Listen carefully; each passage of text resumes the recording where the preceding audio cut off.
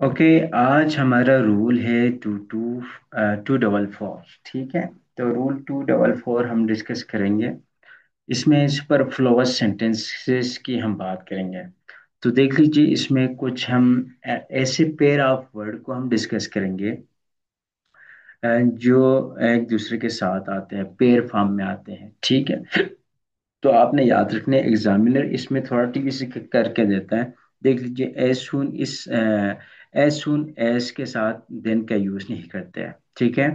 Then is use after, no sooner के साथ जो पेयर हम यूज करते हैं देन का यूज करते हैं। लेकिन एज सुन एज के साथ हम देन का पेयर यूज नहीं करते हैं। और इस तरह as is not use with so, as के साथ सो की कॉम्बिनेशन नहीं होगी। ठीक है। Due to is not use with reason and vice versa. ठीक है। तो देख लीजिए, अब ये कुछ सुपरफ्लुअस, क्योंकि इन दोनों का मीनिंग तकरीबन सेम बनता है, सुपरफ्लुअस बनता है, इसी को हम डिस्कस करते हैं। ठीक हो गया। तो इसमें देख लीजिए, as soon as I complete the work then I will go to this house। ये सेंटेंस इनकरेक्ट सेंटेंस है। This sentence is incorrect sentence. why this is an incorrect sentence? Simple सी बात है। इसको अगर गौर से देख लीजिए, हमने अभी बात की थी as soon as के साथ हम then की कॉम्बिनेशन हम यूज नहीं करते हैं। ठीक है। तो क्या होगा, as soon as I complete the work I will go to this house। Okay. तो then की कॉम्बिनेशन हम इसके साथ यूज नहीं करते हैं। ठीक है। I hope this is clear. और इसी तरह देख लीजिए, no sooner had, okay, no sooner has I started moving the lawn then it started raining. अब इसमें देख लीजिए, अगेन मसला क्या है, नो सूनर के साथ अभी हमने कहा। ठीक है। ये देख लीजिए, no sooner had I started moving the lawn then it started raining. अभी इस सेंटेंस में देख लीजिए, अभी हमने बात की नो सूनर के साथ हम क्या यूज करते हैं, देन का यूज करते हैं। Okay. No sooner is use without then, is use without then. अच्छा। आप देख लीजिए, as he was unwell so he did not come to the class. अब यहाँ पे देख लीजिए, as he was unwell he did not come to the class. अब एज के साथ हम सो का यूज नहीं करते हैं। ओके। और इस तरह ड्यू टू द रीजन, अब यहाँ पे ड्यू टू का भी यही मतलब है, रीजन का भी यही मतलब है। ठीक है। ड्यू टू का मतलब सुपरफ्लुअस में यही होता है, एक ही चीज के ना कई वर्ड यूज करते हैं, उसे सुपरफ्लुअस कहता है। ठीक है। हम ये कह कि वो बहादुर भी है, उसमें शुजात भी है। ठीक है। या यूं कहे कि वो बहादुर भी है, वो नदड़ भी है। तो एक ही मीनिंग को कन्वे कर रहा होता है बेसिकली। इस टाइप के सेंटेंस को हम सुपरफ्लुअस कहता है। ठीक है। तो हमें एक ही यूज कर ले तो काफी है। तो यहाँ पे ये सेंटेंस देख लीजिए, due to the reason that he is not well he did not come to the class. अब देख लीजिए, he did not come to the class due to the sickness. Okay. अब यहाँ ड्यू टू की भी बात की गई और साथ में रीजन की बात भी गई। ठीक है। तो हम due is use without the reason. ठीक है। रीजन के साथ हमें ड्यू टू लगाने की जरूरत नहीं है। ओके।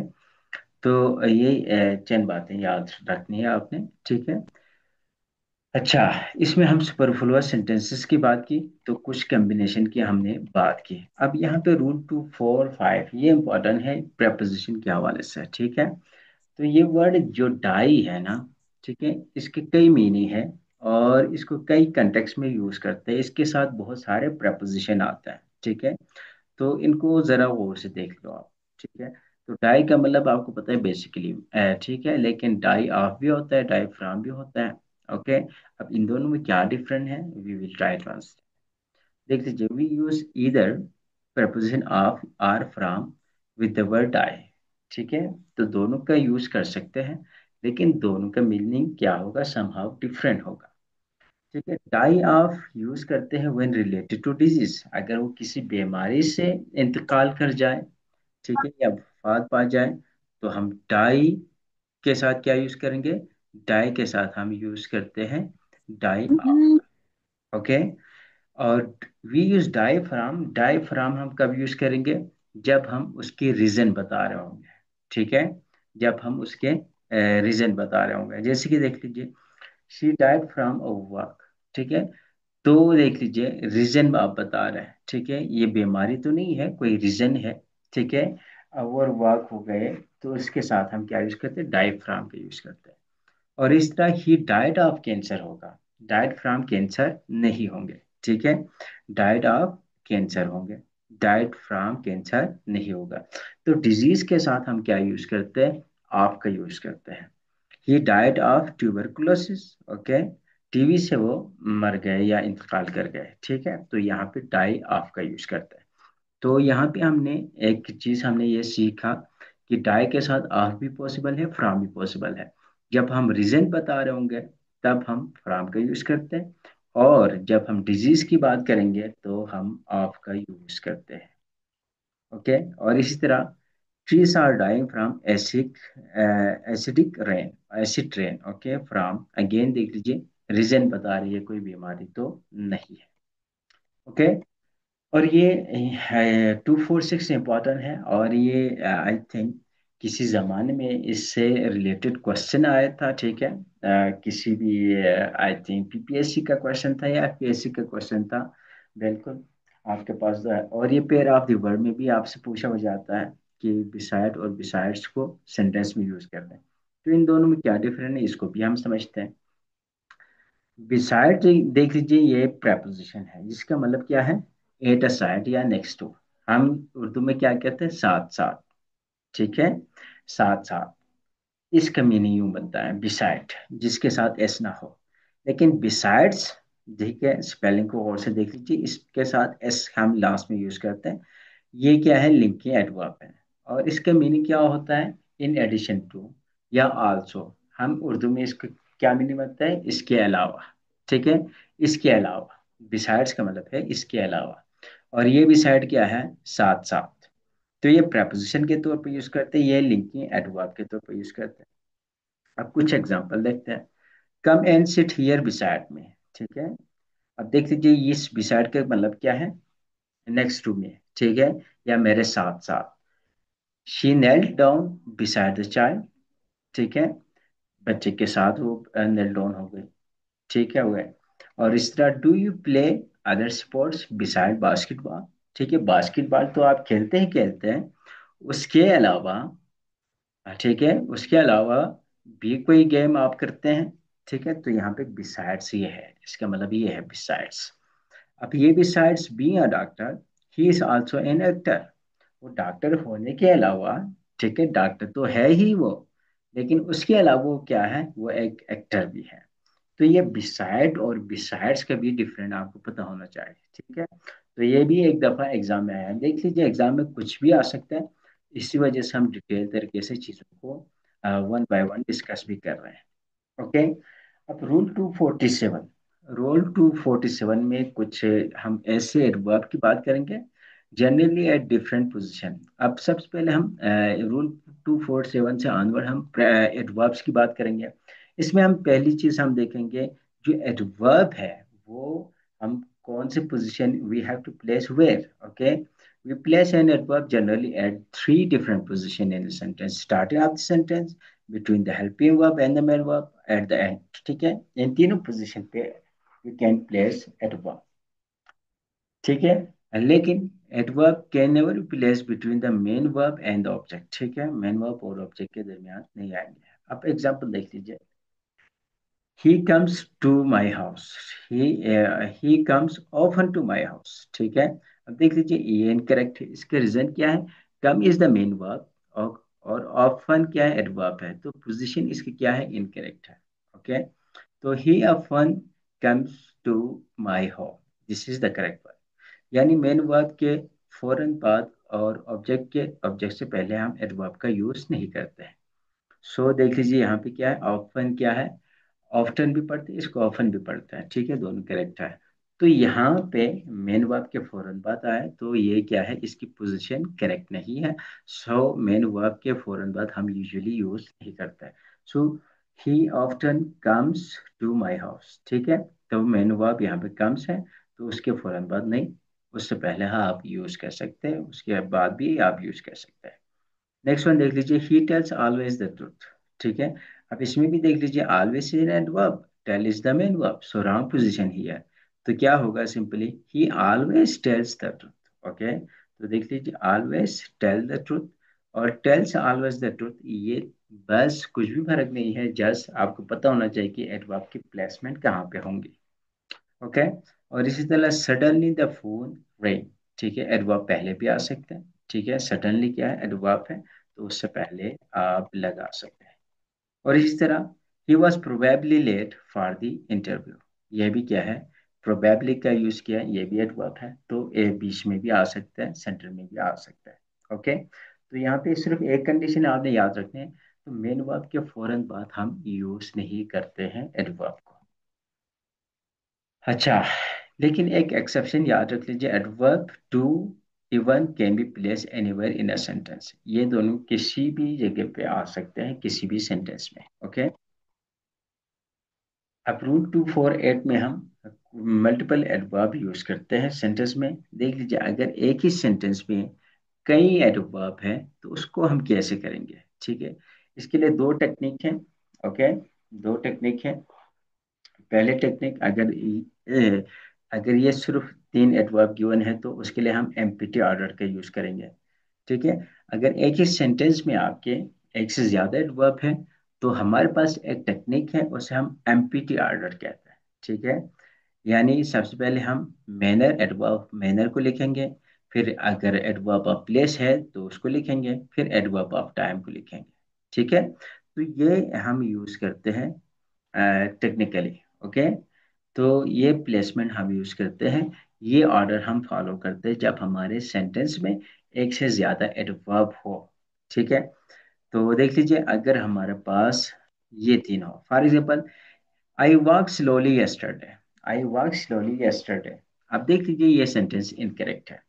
ठीक है, वर्डिंग तो सही है लेकिन प्लेसमेंट इसका क्या है, ऑर्डर या तरतीब नहीं है। अब यहाँ पे देख लीजिए, सबसे पहले हमें क्या लगाना है, एमपीटी ऑर्डर को लगाना है। ठीक है, मेनर कौन सा है, यहाँ पे देख लीजिए, आई वर्क स्लोली यस्टरडे नहीं होगा, आई वर्क यस्टरडे स्लोली, ये भी इनकरेक्ट है। इसमें भी क्या है, ऑर्डर तरतीब से नहीं है। आई वॉक स्लोली यस्टरडे, अब यहाँ पे देख लीजिए, सबसे पहले एडवर्ब ऑफ मैनर यहाँ पे यूज किया, स्लोली। मैनर से मुराद यह है कि कोई भी काम आप किस तरीके से कर रहे हैं, स्लोली कर रहे हैं, नाइसली कर रहे हैं, फास्ट कर रहे हैं। ठीक है, नीटली कर रहे हैं, ठीक है, फाल्सली कर रहे हैं, जो वो है आपका वो एडवर्ब ऑफ मैनर। ठीक है, काम किस अंदाज से आप तरतीब दे रहे हैं, तो स्लोली यानी एडवर्ब ऑफ मैनर है तो सबसे पहले आएगा।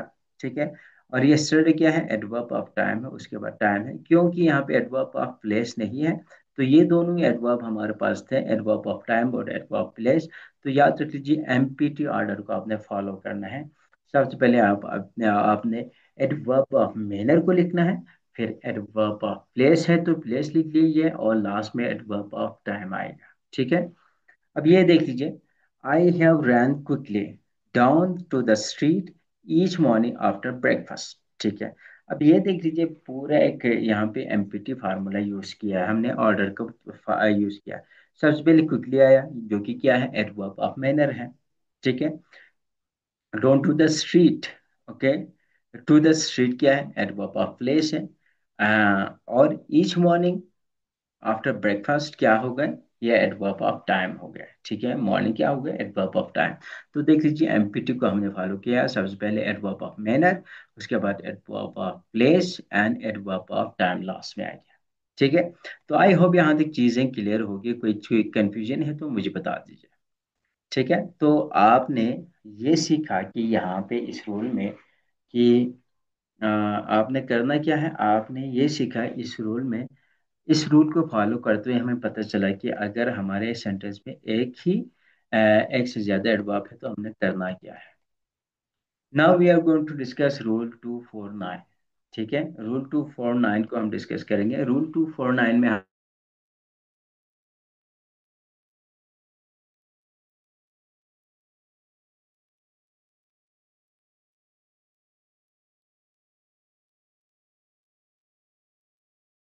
ओके, तो एडवर्ब ऑफ मैनर की हमने बात की, अब रूल 249 में हम डिस्कस करेंगे। रूल 249 में क्या है, देख लीजिए, रूल 249 में हम यूज ऑफ पोजेसिव एडजेक्टिव, ठीक है, पॉजिटिव एडजेक्टिव का यूज कैसे करेंगे इसको हम डिस्कस करेंगे इस रूल में।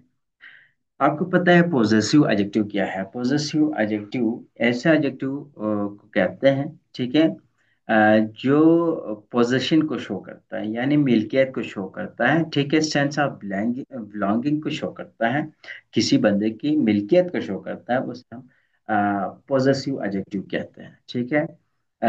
कैसे यूज करेंगे इसको हम डिस्कस करते हैं। देख लीजिए, everyone should do once duty. अब यहाँ पे वंस ड्यूटी है, one is not appropriate in this sentence, should be possessive adjective. Okay, अब ये इनकरेक्ट सेंटेंस है, everyone should do his duty. Okay, अब देख लीजिए यहाँ पे ये अगर गौर से आप देखेंगे ना, जब आप किसी पर्टिकुलर बंदे की बात करेंगे, one should do his duty incorrect होगा। अब ये देख लीजिए, ये क्या है, ये दोनों अगर ये इन दोनों सेंटेंस को और से देख लेना, तो इसमें आपको दो टेक्निकल चीजें नजर आएंगे। देख लीजिए, one should do his duty नहीं होगा, ठीक है, one should do once duty होगा, ठीक है। करेक्ट यूजेज होगा क्योंकि वंस ही बनता है, should be followed by once हो गया। ओके, अब यहाँ पे correct possessive adjective is use, once is not appropriate in this sentence, should be possessive adjective. अब ये देख लीजिए, ये सेंटेंस भी करेक्ट है। ओके, यहाँ पे मिसप्रिंट हो गया, क्योंकि जब भी वन की बात होगी तो वंस का हम यूज करते हैं, ठीक है। जब भी वन की बात होगी तो वन की हम यूज करते हैं, लेकिन जब एवरी वन हो, इस तरह की चीजें आ जाए तो हम उसमें इसका यूज करते हैं। Okay, got this one. लेकिन अगर सेंटेंस में यहाँ पे देख लीजिए, one should do his duty नहीं होगा, one should do once duty होगा, लेकिन यहाँ पे every one should do once duty नहीं होगा, हिज ड्यूटी होगा। ओके, तो ये आपने पॉजिटिव एडजेक्टिव में याद रखना है। अब रूल 250 में हम बात करेंगे फ्यूअर और लेस में। इन दोनों में क्या डिफरेंट है इसको भी समझेंगे। देख लीजिए, फ्यूअर हम यूज करते हैं काउंटेबल सब्जेक्ट के साथ। ओके, लेस हम यूज करते हैं अनकाउंटेबल सब्जेक्ट के साथ, ठीक है। जो अनकाउंटेबल होगा उनके साथ हम लेस यूज करते हैं, और काउंटेबल के साथ हम फ्यूअर का इस्तेमाल करते हैं। ओके, दोनों का मतलब क्या है? कम, ठीक है। उर्दू में हम कम या थोड़ा के मतलब में हम यूज करते हैं। अब देख लीजिए कुछ incorrect sentences, no less than 50 student completed the work. अब देख लीजिए, no fewer than 50 students completed the work. अब students are countable, so fewer is use. Okay, student के साथ हम फ्यूअर का यूज करते हैं, क्योंकि स्टूडेंट्स क्या है, काउंटेबल है, इसको हम काउंट कर सकते हैं, 50, 60, 10, 20 जो भी है। Okay, there is no fewer than 5 litres of water in the vessel. Okay, अब देख लीजिए, लेटर्स क्या है, एक अनकाउंटेबल चीज है, तो यहाँ पे हम फीवर का यूज नहीं करते बल्कि लेस होगा, there is no less than 5 litre of water in the vessel होगा, ठीक है। तो फीवर और लेस में जस्ट एक छोटी सी डिफरेंस है, फीवर हम यूज करते हैं काउंटेबल नाउन के साथ, और लेस हम यूज करते हैं अनकाउंटेबल नाउन के साथ। ओके, और लास्ट हमारा रूल है यहाँ पे 251। 251 इंपॉर्टेंट रूल है, इसको जरा समझिए, ठीक है, गौर करने की जरूरत है इसमें, और ये टेक्निकल भी है थोड़ा सा, बस आप देखेंगे तो बहुत ही आसान है। इसमें हम देखेंगे use of the, either of, neither of और ईच ऑफ, इनके यूज कैसे करते हैं इसको हम समझेंगे इसमें। देख लीजिए, जो वर्ड वन ऑफ द है, ईदर ऑफ है, नीदर ऑफ है और ईच ऑफ है, इसके साथ हमेशा क्या आएंगे, पुलर नॉन्स आएंगे। इनके फौरन बाद हमेशा जो नॉन हम यूज करेंगे that must be plural noun. जैसे कि one of the students, student was selected to visit NASA, ये इनकरेक्ट सेंटेंस है। इसका रीजन क्या है?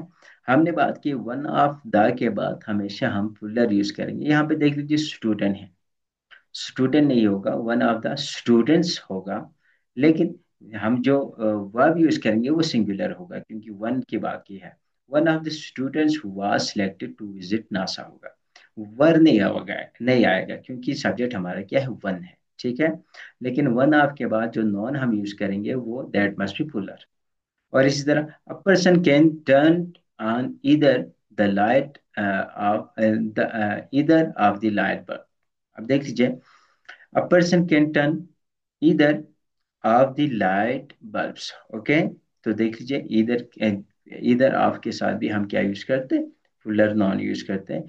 तो बल्ब्स होगा, बल्ब नहीं होगा। और इस तरह, do you go to each of the meetings, ठीक है, do you go to each of the meeting होगा। ओके, तो ये आपने याद रखना है, meeting is plural, so each of the is correctly use with plural noun.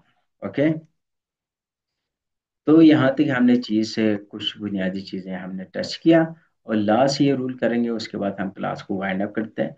Rule 252 में याद रख लीजिए, देख लीजिए, इसमें हम डिस्कस करेंगे यूज ऑफ सच।